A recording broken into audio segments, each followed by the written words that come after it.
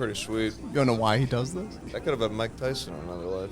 I don't feel like I'm a little bit of a celebrity. I know I'm a lot of a celebrity. Come on, guys! Every once in a while, the pigeons on me.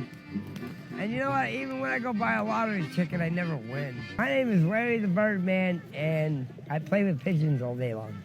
I started playing with pigeons 12 years ago. I got out of prison and hitchhiked here. 2 guys, my wife and kids, cut their heads off with a steak knife.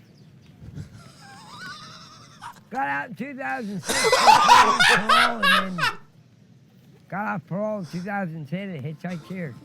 The money I make goes back into the bird seed. Is that the turn you expected?